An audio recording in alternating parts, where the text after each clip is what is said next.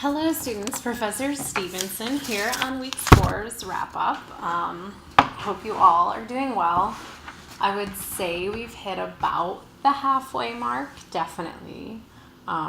So it's nice to see that you all are engaging in the material, and even if for some of you this week wasn't the most exciting, or it was exciting in a different way, like it kind of got you fired up. That there's still more awesome things to come. So let's get into it. So overall, really great work this week. I know the dialogues, and you have a couple more of them, unfortunately. Cicero's a dialogue. They're kind of difficult to get through. Plato's are easier because in a lot of ways he makes like caricatures of these people. So we kind of know who's on top and who's on bottom. Whereas when we get to Cicero, it's a more complicated dialogue. So that's something to think about. As far as discussion goes, you all were all over the place, which is awesome. We've got like the cookery metaphor. So Marie kind of in discussion talked about that, is medicine and cookery. In our modern day, we kind of think of it as like food heals. There's a lot of evidence. Some of it, like like 1 year it's like blueberries are good for you, and the next year it's like antioxidants, it doesn't mean anything. But there really is like a whole scientific field of nutrition at this point and we have evidence like people shouldn't eat a ton of sugar, right? So there are like there are things that help people, that nutrition and such has helped people. So I think it's hard to not everyone had this question, and no one really had challenges like, I don't get the cooking metaphor just because of this reason. But just to say, it's hard in our modern day perspective when we think of food as also a healing, and we also think of nutrition as a whole scientific field, to kind of completely understand Plato. But they did. They in his day, they had sort of more crackpotty ideas about healing, that there are some, and if honestly some of their ideas about medicine were like, what are they talking about? So, but putting it into historical context, cookery was very different than medicine, right? Let's see. So Nicolette, I know in her question talked about like, gosh, Socrates was a jerk, and a couple of you responded like, thank you. This dialogue is hard to read, and there's a couple of Plato fans in our class, so I don't want to downplay them, and Plato is certainly an important philosopher. But in a rhetoric class, and in this dialogue especially, it's hard to read this dialogue and think, wow, this, like Socrates is an amazing guy, and, Plato has some really great ideas, because there is just the way that it almost like setting up some of the characters as straw men, that it's hard to read. But it also it's going to be a lot easier to get through than Cicero's dialogue, because at least you know where everyone stands, right? It's very black and white, whereas Cicero's gets a little bit gray in places. I would say his are more sophisticated dialogues. Let's see, more there. Sarah talked a little bit about the style stuff with Gorgias, is that like Gorgias is known for this crazy ornate style, but Socrates doesn't let Gorgias have style, even though Socrates goes on and on for pages. And yeah, that and when we talk about the representation of Gorgias, I think that's one really fair point. So you guys kind of talked about that. Janine in discussion talked about the soul stuff. So she was wondering if rhetoric was offensive to the soul.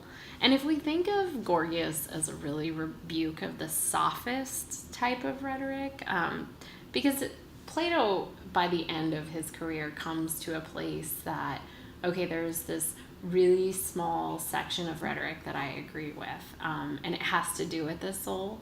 But in Gorgias, if we see it as a big rebuke of the sophists, then for sure, sophistry isn't good for the soul in Plato's eyes.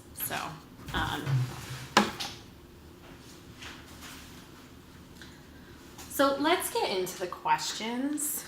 The first one about, is this a fair representation of Gorgias? You guys were split on that. Destin, who saw Plato more positively, like I said, there are definitely people in this class who did that, and Plato is definitely an important person, and important for rhetoric too. So he says, I suggest instead the intent of the dialogue is not to act as though the mouthpieces are the actual figures themselves, but instead represent paradigms which are to be examined and reinterpreted through Plato's philosophy. If the sophists hold that knowledge is provisional or merely opinion, then it is difficult to say how that knowledge refers to an ultimate truth, right? Which is, again, what we know that Plato's interested in. Plato then, who sees knowledge as being referent to ultimate reality, can take sophist claims and critique them through a different epistemology. With that in mind, Gorgias and other sophists would not have laid down so quickly to Socrates' questions. Plato, in controlling the dialogue, has Gorgias and the others agree or disagree with Socrates, dependent on the meaning of concepts. Again, this makes sense for Plato since these concepts are representative of a true reality, whereas the actual Gorgias would not likely concede to the understanding of the concepts. I am of the opinion that Gorgias and other sophists would have argued many positions on a topic, as is shallowly attempted in the dialogues, as a means to show provisional truth. Likewise, they would not have recognized Plato's ends or teleology. For example, the end of medicinal crafts is to bring health, which is objectively good. Instead, Gorgias and other sophists would rather postulate statements of X is true for this person in this circumstance versus Plato's is X is true. Like, that was really a great point. Dustin kind of draws it down into like how the sophists might hit Plato back, but he sees this as a paradigm of this. So, like, representing the sophists, Gorgias specifically, like representing his ideas, right? We have provisional truth and stuff in there, but not necessarily representing, I think, what Sarah gets at, like his style. We don't get sophistry in here. The other thing, the purpose too of Plato's dialogues were sometimes social commentary. So maybe it also is purposeful that Gorgias is kind of like, whatever. Is that he's trying to make a point about the sophists themselves, is that they don't hold fast and true beliefs, so they're wavering in all sorts of places. Namely, they were able to be, quote unquote, seduced by Socrates. Or perhaps the point too is that Socrates, as a purveyor of truth, ultimately is able to overcome Gorgias. Brandy also had a good point here. First and foremost, Gorgias was a stunning orator who would convince his crowds of anything based solely on his unusual and celebrated way of speaking. No way would he have conceded anything to Socrates, especially in the realm of what rhetoric truly means to those who partake in it. So again, I think most of you kind of sided on that. Like, yeah, like he kind of got Gorgias's ideas right, but he didn't get his actual character right.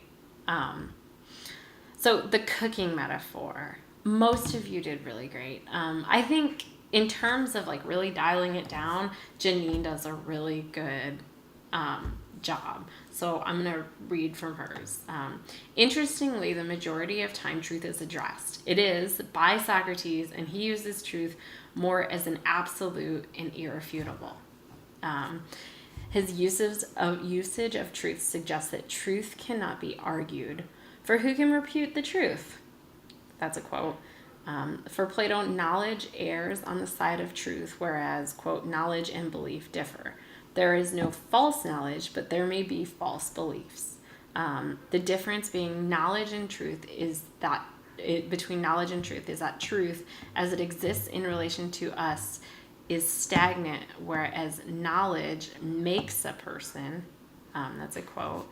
Finally, knowledge is always true, but belief may either be true or false. Again, that's a quote. According to Plato, persuasion, rhetoric, is what creates belief. Knowledge is learned and truth is there. I did not quite catch on to the cookery analogy, so I'm hoping my peers will shed some light on it. What I understood is that cookery is a routine practice or an act, whereas medicine is an art. Rhetoric and cookery may bring the following ratios. So she has kind of this: cookery is to medicine as rhetoric is to justice, right? Belief is to truth as act is to art. And I think that even though you said you didn't catch on to the cookery medicine metaphor, I think just even within that little, it's not a graphic, but even within that little analogy representation, you have it right there. Cookery, like I talked about in the beginning of this, cookery was seen to be as a false, not an art, but it was a false art to Plato. Whereas medicine is how we truly heal people. Medicine is knowledge. Cookery is belief, right? And we can, like, if you want to make the analogy to modern day, you can see some of that, like, with this spectrum of diets and whatever. But there are, so again, I don't know that there's a one-to-one correlation to that, but that's to say that I think the best part about Janine's answer was going in and really hammering out the ideas between the difference between knowledge and belief and truth. That there's not such a thing as false knowledge in Plato, but there's definitely a thing as false belief. And that the worry for rhetoric in Plato is that rhetoric doesn't create knowledge, rhetoric creates belief. And for him, that's definitely a negative. Okay, so let's get into what is the role of rhetoric for Plato in this dialogue. Kelly has a really great answer on this. Plato spends much of the dialogue discussing the problems inherent with the nature of rhetoric. Rhetoric is irrational, quote, without knowledge, quote, more persuasive with the ignorant, and, quote, mere flattery and disgraceful declamation. However, it is not without nuance. Socrates clarifies to Polus that rhetoric is, quote, a part of flattery, and grows quite impatient when Polus seems to have forgotten the emphasis that he previously placed on this distinction, implying that not everything under this rhetorical umbrella can be seen as useless or immoral. His insistence that rhetoric is an experience also leaves it with at least a little merit. It is not an art, so as he so carelessly reasons, but it is very much so a part of an important process, just as cookery can be an important process of nourishing the body if practically correct. Perhaps, most importantly, he notes that there are two sorts of rhetoric. One is noble and aims at the training and improvements of souls of the citizens, and that's the part I think that, that's the part that the tiny little piece that Plato carves out for rhetoric in the Phaedrus, which we didn't get to in this class. So that's the tiny little piece. But in this dialogue, there's really not much of a piece. This may very well be mostly a setup for pointing out the current corrupt state of rhetoricians, with the admittance that, quote, any such among the orators are all deceased, but it is a nod to the theory that rhetoric can and does have value in society. And I think Kelly hit the nail on the head and kind of foreshadowed to what Plato will ultimately end up later on in life as. Question 4, how do decisions get made and who gets to make them? So Marie had a good answer. In Plato's ideal world, he most likely would want a philosopher to make decisions, considering he believes that these people would be able to make logical, ethical, and moral decisions rather than making decisions based on political influence.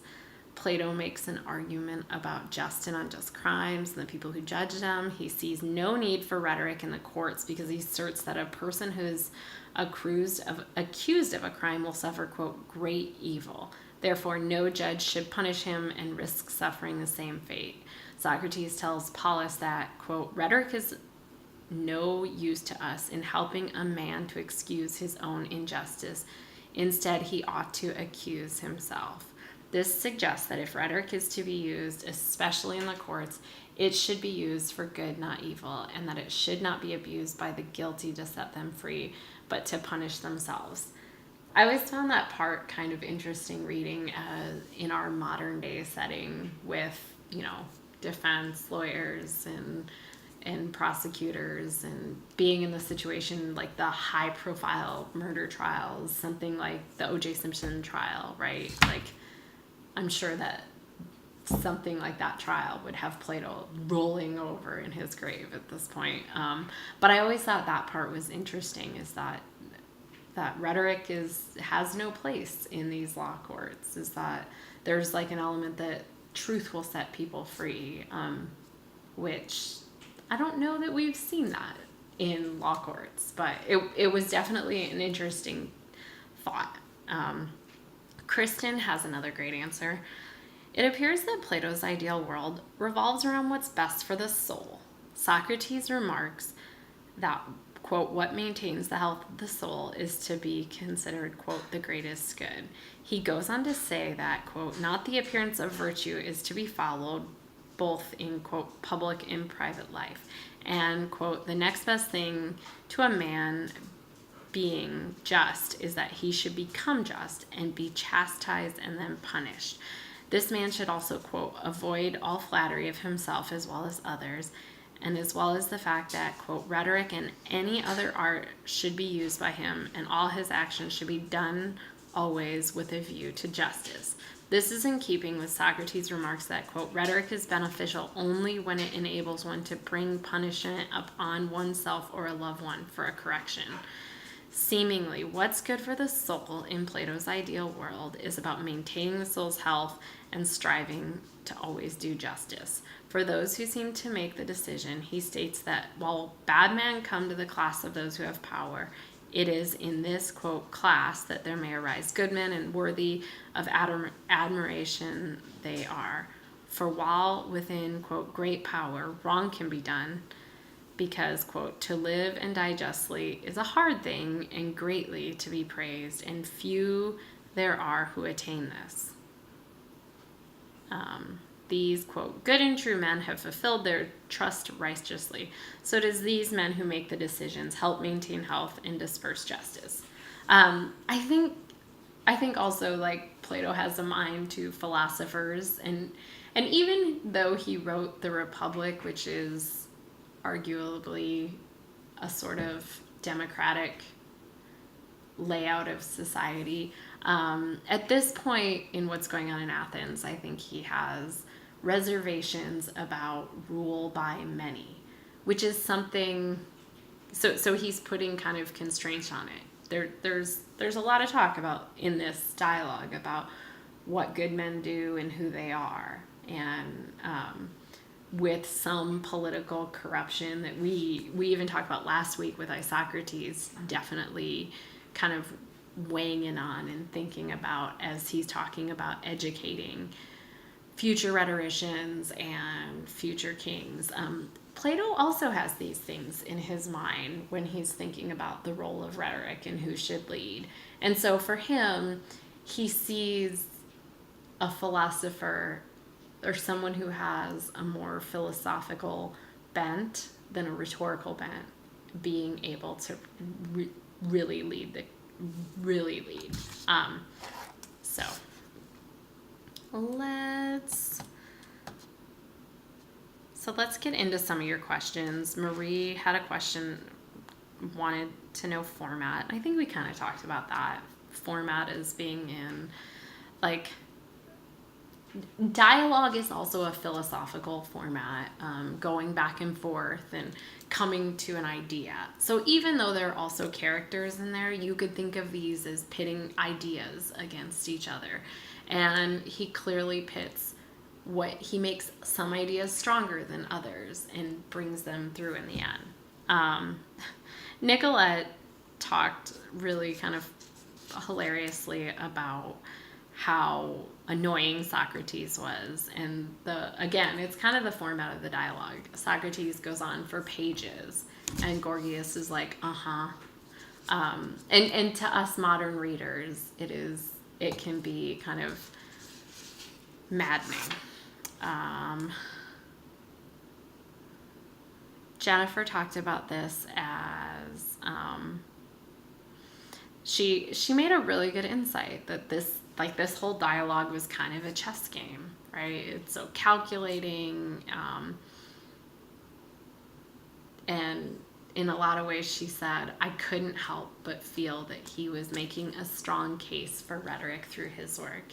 And actually he gives us Aristotle. Aristotle's one of his students, and Aristotle teaches rhetoric. So I don't think that there's an accident that I don't think this is an accident completely.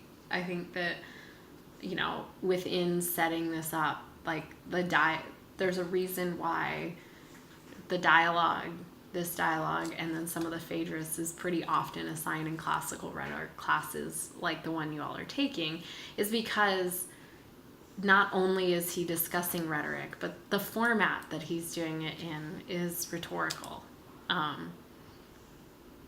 Kelly asks, how can Socrates be so sure of what is the truth?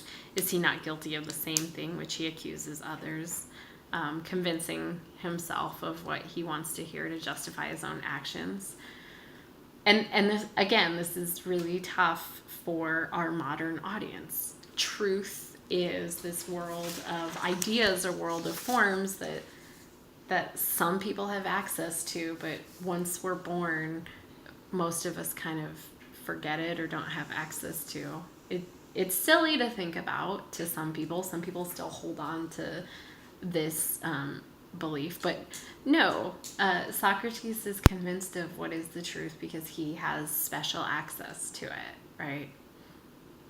I think Plato and Isocrates had more in common than their adversarial relationship allowed. Sarah had that. And I think I kind of talked about this at the end of the last question, is that they shared the same Athens. They kind of understood what was going on. They both were, there's like I wouldn't say there's a moral crisis, but they see the value in goodness, right? And for Isocrates, it's teaching moral virtue to future rhetoricians and future leaders so that they can go lead the country in this certain way. And then for Plato, it's, kind of getting rid of a certain type of rhetoric, the type that Aristotle or that Isocrates practices to some extent, and replacing it with more studious practices that uphold the idea of universal truth. So even though they come at it in different angles and they also come to different conclusions, I do think that the commonality is that they're sharing the same Athens. So really great work on Plato this week. I do want to partially apologize for last week's wrap up. It might have been a little bit more rambling than I wanted to, but I was sick with strep and I wanted to get that out and to you, which is the wonderful thing about online classes, is that we can do this whenever. It is also the maddening thing about online classes, is that even though you're sick, you still have to kind of carry on. So thank you. If there were any lingering questions from last week, I'm glad to answer. But if it was crystal clear, that's great. Awesome. Have a good rest of your week. enjoy Aristotle. After this dialogue, it is kind of a nice break before you get into another dialogue. Thank you.